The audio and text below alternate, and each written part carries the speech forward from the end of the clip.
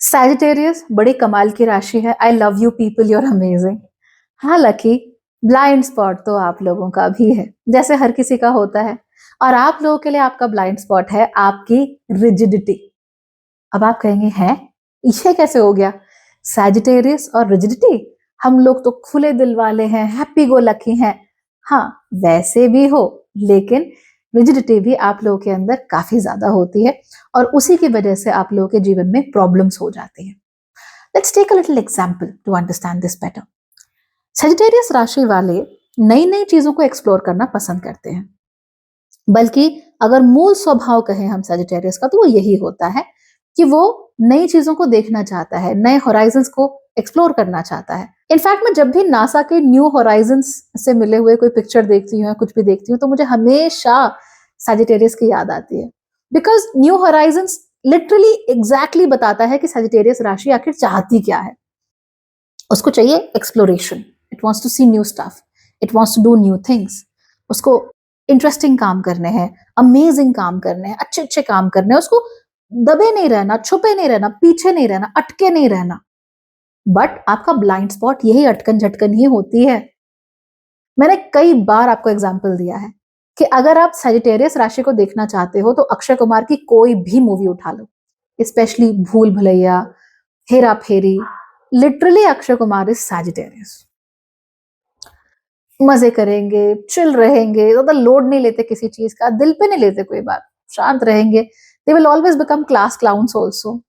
ऐश कहां से हो सकती है, मजे कहां से हो सकता है, फन कहां से हो सकता है, दे लव इट। लेकिन कुछ मामलों में ये लोग बड़े रिजिड होते हैं, ये हिलना ही नहीं चाहते उन चीजों से। दैट इज वाई जब हम फंडामेंटलिज्म की बात करते हैं, कट्टरता की बात करते हैं, तो सजिटेरियस राशि वाले अनयूजुअली कट्टर भी हो जाते हैं किसी भी चीज को लेकर। अब मान लीजिए कि आप लोगों ने कोई खास गुरु जी को फॉलो किया, राइट? अब भारत में हम रहते हैं भाई, हमारे देश में न संतों की कमी है न गुरुओं की कमी है, बल्कि जितने अलग अलग प्रकार के मत भारत में देखने को मिलते हैं उतने तो कहीं देखने को मिल ही नहीं सकते। लिटरली, मतलब ये चीज तो आप गारंटी के साथ बोल सकते हो। And it's not about loving your country, this is just pure cold hard facts कि पर स्क्वायर मीटर जितनी फिलोसॉफिकल अंडरस्टैंडिंग अपने देश में है और जितनी वैरायटी है, डाइवर्सिटी है, वो कहीं नहीं हो सकती। अमेरिका रोता रह जाएगा कि डाइवर्सिटी डाइवर्सिटी, कहीं नहीं भैया, इंडिया आओ, यहाँ है असली डाइवर्सिटी। लेकिन जितने चीजें होती हैं उतने मत भी होते हैं, और जितने मत होते हैं फिर उन मतों को पढ़ने वाले, उसको समझने वाले, उसको इंटरप्रेट करने वाले लोग भी होते हैं। तो मान लीजिए कोई सजिटेरियस राशि का व्यक्ति किन्हीं खास गुरुजी को फॉलो करता है, किसी का भी एग्जाम्पल ले सकते हैं। अब वो उनकी किताबें पढ़ रहा है, वो दुनिया को एक्सप्लोर करना तो चाहता है, बट वो क्या कर रहा है, एक ही चीज पे अटक गया है कि इस पॉइंट ऑफ व्यू को मैं फॉलो करूंगा, इसी को फॉलो करूंगा। ये तो बहुत अच्छी बात है, क्योंकि गुरु मिल जाए तो भाई किसी और चीज की कमी ही क्या फिर। अब गुरुजी ने कुछ कहा है, अब वो उसी लकीर के फकीर बन के रहेंगे, फिर उससे आगे नहीं निकलेंगे। जैसे ही लकीर के फकीर बन गए, वैसे ही सजिटेरियस राशि का जो मूल स्वभाव है एक्सप्लोरेशन का, वो कर नहीं पाते। जब वो कर नहीं पाते फिर उनको प्रॉब्लम होती है। अब अगर किसी दूसरे गुरुजी के शिष्य उनको मिले, उन्होंने कहा कि अच्छा हमारे गुरुजी तो ये कहते हैं, तो ये कहेंगे नहीं ऐसा नहीं हो सकता, ये ठीक नहीं है, ये नहीं करना चाहिए, हमारा ही तरीका सही तरीका है, आपका तरीका कभी सही हो ही नहीं सकता। तो ऐसे नहीं है। दरअसल सजिटेरियस राशि का जो पॉइंट ऑफ व्यू है वो रामकृष्ण परमहंस से बहुत मिलता जुलता है। उन्होंने कहा था जितने मत उतने पथ, यानी जितने ओपिनियंस होंगे उतने ही रास्ते होंगे। कहाँ जाने के? ईश्वर तक पहुंचने के, भगवत प्राप्ति के, या ईश्वर प्राप्ति के, या उनके सानिध्य के। तो अलग अलग रास्ते हैं। और अगर आप रामकृष्ण परमहंस की जीवनी देखेंगे या उनका चरित्र अगर आप पढ़ेंगे तो आप पाएंगे कि उन्होंने कई प्रकार की अलग अलग फेथ्स के साथ, अलग अलग मतों के साथ, पथों के साथ एक्सपेरिमेंट भी किया, ये जानने के लिए कि क्या ठीक है। और आखिर में वो इसी नतीजे पे पहुंचे कि जितने मत उतने पथ। और यही सजिटेरियस का ट्रू स्टाइल है। You should read Ramakrishna Paramahamsa, उनके विचारों को, उनकी जीवनी को आपको एक बार जरूर सुनना चाहिए, बिकॉज वो ट्रू सजिटेरियस स्पिरिट के साथ काम करते हैं। तो हम ये भूल जाते हैं धनु राशि वाले लोग, और फिर लकीर के फकीर बनने में लग जाते हैं। बस जहां लग गए वहां पर काम हो गया खराब।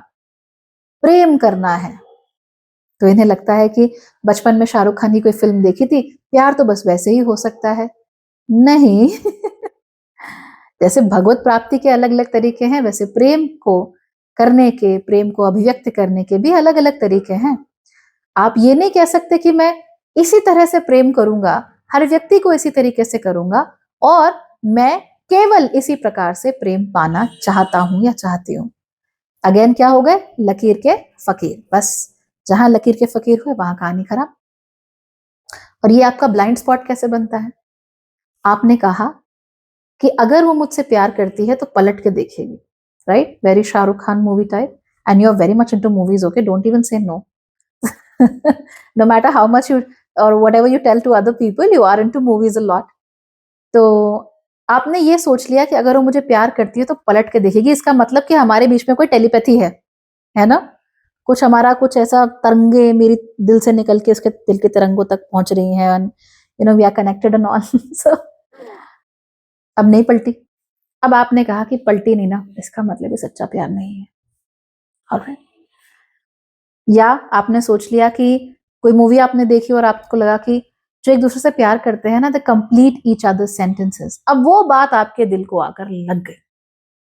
आपने कहा प्यार हो तो ऐसा हो कि अगर मैं कोई बात कहना चाहूं, मैं कहना चाहूं आई वॉन्ट टू गो, तो वो कहे टू गोवा, टू लद्दाख। अब भाई हर कोई तो माइंड रीडर नहीं होता, और फिल्मों में तो बहुत कुछ होता है ना? लेकिन आपके दिल को वो बात लग गई। अब आप ढूंढ रहे हैं ऐसे व्यक्ति को, तलाश जारी है। तलाश क्योंकि होगी? Because of Sagittarius, you will always keep on looking. But आपने वो लकीर इतनी स्ट्रॉन्ग कर ली है कि बाकी सारी चीजें, उस व्यक्ति का आपको बाकी हर चीज में समझना, आपका ख्याल रखना, आपके लिए एक्ट्स ऑफ सर्विस करना या कुछ भी करना, ये सब चीजें आपको नजर नहीं आती। अब आपके लिए यही मायने रखता है कि देखो तुम मेरे सेंटेंसेस को पूरा नहीं करती, या जब तुम जा रही थी या जा रहे थे और मैंने कहा कि पलट, तो तुम पलटे नहीं। अरे व्हाट आर यू डूइंग? ऐसा थोड़ी होता है। तो हो सकता है वो आपको पलट के ना देखें, लेकिन प्रेम आपको उतना ही करे। तो ऐसा होता है सजिटेरियस राशि वालों के साथ, तो बहुत कॉमन है। धनु लग्न में भी बहुत कॉमन है, धनु राशि में भी बहुत कॉमन है। And so you need to identify that, क्योंकि ये एक ऐसा ब्लाइंड स्पॉट है जो छोटी छोटी छोटी छोटी बातों में ना आपके जीवन को कहीं ना कहीं इशू क्रिएट कर रहा है, प्रॉब्लम क्रिएट कर रहा है आपके लिए, और आप रियलाइज नहीं करते, तभी तो ब्लाइंड स्पॉट है। अगर रियलाइज कर लिया होता तो ब्लाइंड स्पॉट थोड़े ना होता। अगर अभी भी रियलाइज कर दोगे तो ब्लाइंड स्पॉट हट जाएगा आपकी नजर के सामने से। आजकल मैं बहुत सारे लोगों से मिलती हूँ, कहते हैं भाई मुझे पति या पत्नी में यही चाहिए। Meet the person, see the person. People are not mathematical equations, people are people. तो आपको लोगों से मिलना पड़ेगा। आप ये नहीं कह सकते अगर वो इतना कर रही है तो ही मेरी फ्रेंड है। No no, people are people, right? तो हम ये जो एक खांचे बना देते हैं ना अक्सर, to simplify the world around us, यही खांचे हमारी प्रॉब्लम बन जाते हैं, यही बाइसेस हमारे प्रॉब्लम बन जाते हैं, and then it starts creating issues. तो सैजिटेरियस राशि वाले वैसे अपने उसूलों के पक्के होते हैं, लेकिन उसूलों का पक्का होने का मतलब ये नहीं है कि आप अपनी गलतियों के और गलत विचारों के भी पक्के हो जाएं। और अक्सर आप इन दोनों के बीच में डिफरेंसेस समझ नहीं पाते, इसीलिए किसी भी विचार को लेकर आपके मन में कट्टरता जन्म लेने लगती है। I am remembering one more movie, okay? अब नाम तो मैं उसका भूल गई, बट उस मूवी में अक्षय खन्ना एंड करीना कपूर, ओमपुरी भी थे शायद, ओमपुरी, आई थिंक यस। तो उस मूवी में कहता है ना कि इस घर में कोई लड़की नहीं आएगी, no woman in this house. ऐसे कैसे, ऐसे कैसे, ऐसे कैसे हो सकता है? सब लोगों को एक ही कसौटी पे कैसे तोल सकते हैं? People are people, people are different. हो सकता है ओवर आर्चिंग नैरेटिव्स आ जाएं, हाँ लड़कियां मोस्टली ऐसी होती हैं, लड़के मोस्टली ऐसे होते हैं, बट सारे तो नहीं होते, है ना? So different people act differently, different situations are different, और आपको यही समझना पड़ेगा। पिछली बार मार्केट डाउन हुआ था तो मैंने ये स्टॉक लिया था, इस बार होगा तो भी यही लूंगा तो बढ़िया हो जाएगा। नो नो, पिछली बार स्थिति अलग थी, इस बार स्थिति अलग है। तो क्योंकि स्थितियां अलग हैं तो अलग तरीके से प्रिपेयर करना पड़ेगा और अलग तरीके से उन पे काम करना पड़ेगा. You can't always be like, oh I have to follow this only. लकीर का फकीर. Let's take another example, maybe it will help you out a little more. So ये मैंने कहानी इंटरनेट पे पढ़ी थी, so I hope it's true.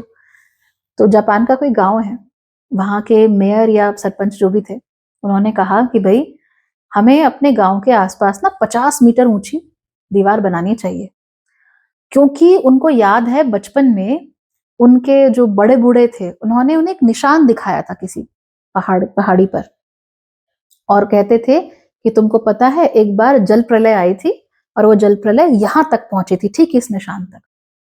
अब उनको बचपन की वो बात याद रही कि जल प्रलय यहां तक पहुंची थी, तो वो लकीर जो थी उन्होंने पकड़ ली.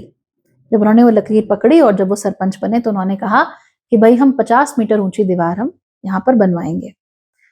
तो गांव वालों ने खूब बड़ा मजाक उड़ाया, कह रहे अरे ऐसे 50 मीटर क्या, हमारा पैसा फालतू पड़ा हुआ है क्या, दीवारें बनवाने पे लगा देंगे हम लोग या वॉल्स क्रिएट करेंगे, ऐसे कुछ नहीं होता, कोई सुनामी वनामी नहीं आती. लेकिन उन्होंने नहीं सुनी, पैसा लगाया और वो दीवार बनकर तैयार हुई, लेकिन उनकी मृत्यु हो गई. और उसके बाद जब सुनामी आती है तो आसपास का पूरा जो इलाका है वहां नुकसान होता है, पर उन्हें नुकसान नहीं होता है उस जल प्रलय के समय पर. क्यों? क्योंकि उन्होंने 50 मीटर ऊंची दीवार बनवाई थी. So I'm forgetting the specifics, I'm even forgetting the name of the village and the sarpanch, but ये लेगेसी है जो याद रखी जानी चाहिए.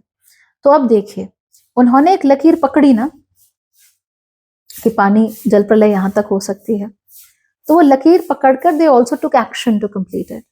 कन्विक्शन उन्होंने अपना पूरा रखा कि मैं जानता हूं ऐसा हो सकता है, मैं इस बात पर भरोसा करता हूं, इसीलिए इसको ऐसे हम इरेक्ट करेंगे.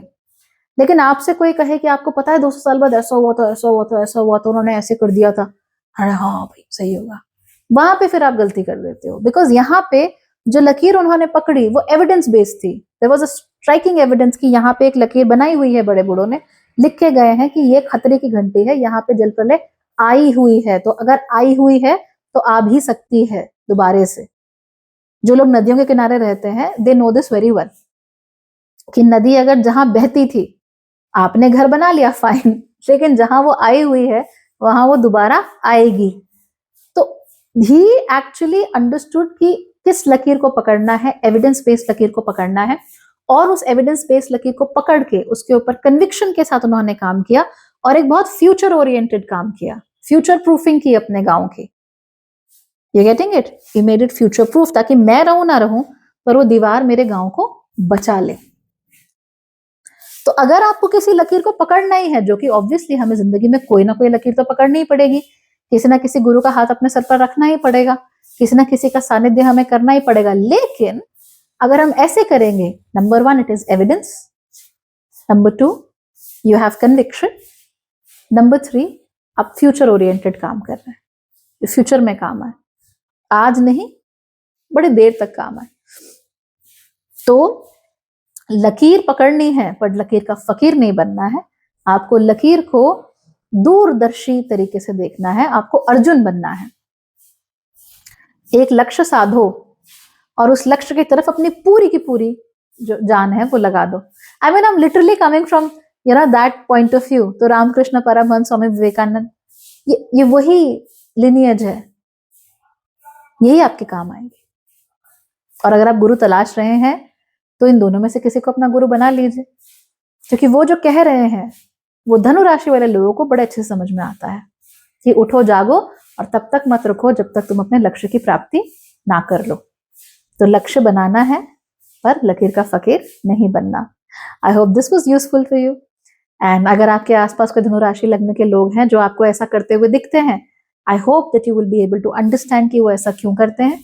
और अगर आप उनके साथ ये वीडियो को शेयर करेंगे तो आई होप कि they will also understand कि कहाँ जाना है और कहाँ नहीं जाना. So that's it for today.